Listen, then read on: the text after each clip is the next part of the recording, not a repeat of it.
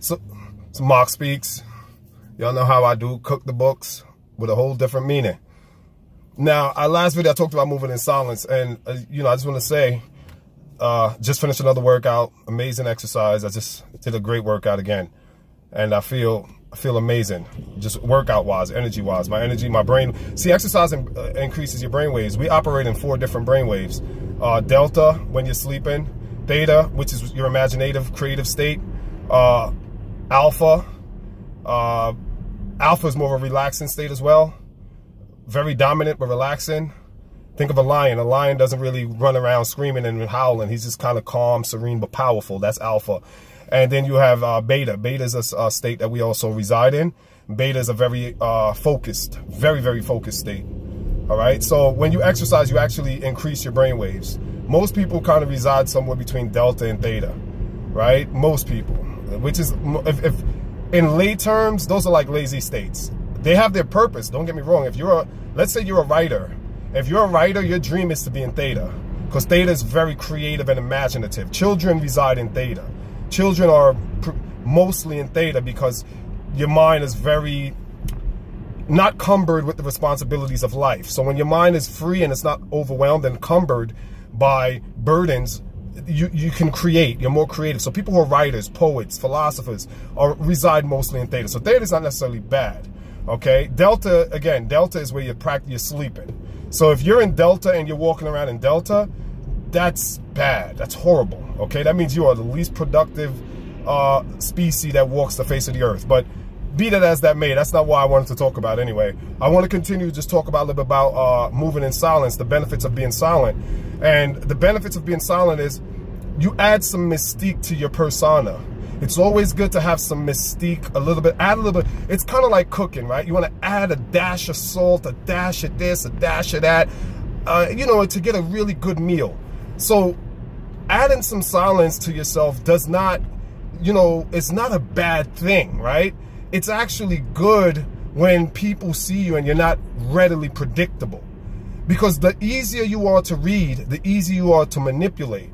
I'm just going to say this again, because this is, and ignore these sciences to your own peril. The easy you are to predict, the easy you are as a target, as a mark, as a sucker in the room. And you are easily, you're docile, right? If you're docile, you're pliable. You can easily be contorted and twisted to any direction someone wants to twist you in. So adding some mystique, being somewhat mystical and mysterious, it adds another layer to your demeanor. It adds another layer to your aura, your persona. And that is a beautiful thing, because unfortunately, we're in a world where there are more bad people out there than they are good.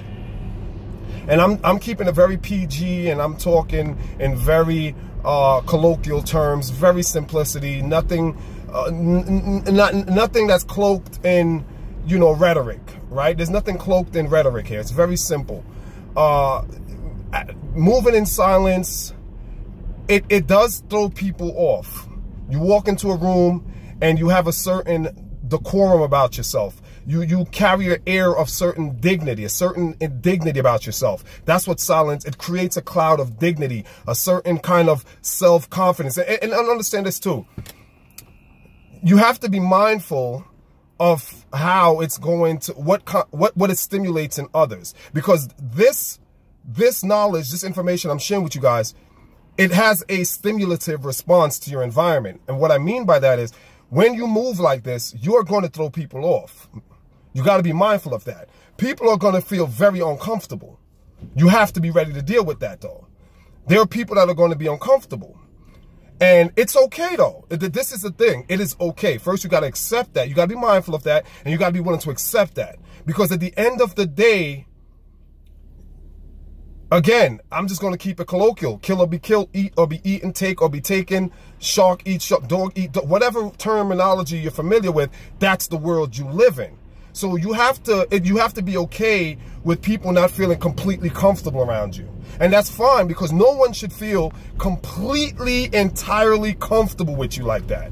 Unless it's your children. And even they, your children can't be too comfortable. They got to know that, listen, dad will spank that behind, mom will put down her foot on me. You got, you know, there has to be some kind of disturbance there in that relationship as well. So people, it's okay. I'm in corporate America. I've been on Wall Street for the last 12, 13 years. I work with nothing but lions, tigers, sharks, bears, killers, right? Corporate wise, in suits with ties and cufflinks and Rolexes on their hands and fancy cars driving in the parking lot. So I understand. I come from that environment, so I understand what it takes to survive that environment. But I'm also mindful that that environment is not limited nor confined to Wall Street. That environment is damn near everywhere, just to different degrees. So the wisdom that I have to have and you have to have is when to apply the strategy or the technique or the methodology of moving in silence. You have to know when to employ that and when to retire that. So there's a technique to it, okay? I don't want you to just take this information and walk around blindly with it. It's a technique involved. So again, I just want to let you know the benefits and also the consequences, and the benefits outweighs the consequences. So what if few people feel disturbed or uncomfortable? Most likely, here's another thing. The people who are uncomfortable by your silence are those who want to take advantage of you.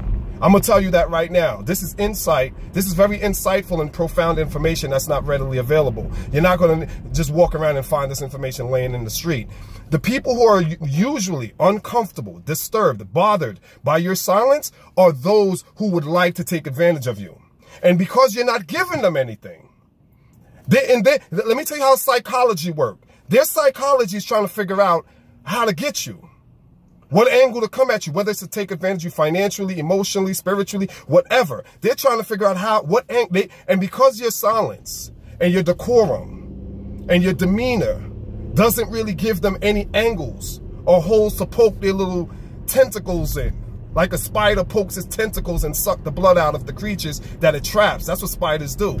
They don't have holes to poke their tentacles in, so they're disturbed. Because think about it. If you walk into a room or if you're sitting quietly, why would that bother someone? You understand? Why would it make them agitated or angry or uncomfortable? Other than they're just trying to figure out, like, why is this person not talking so they can reveal to me and show to me my way of being able to ply them. You dig? This is some G I'm putting y'all up. Y'all better be thanking me. Till next time, y'all know what I'm going to be doing. Cooking these books and keeping y'all informed. Peace.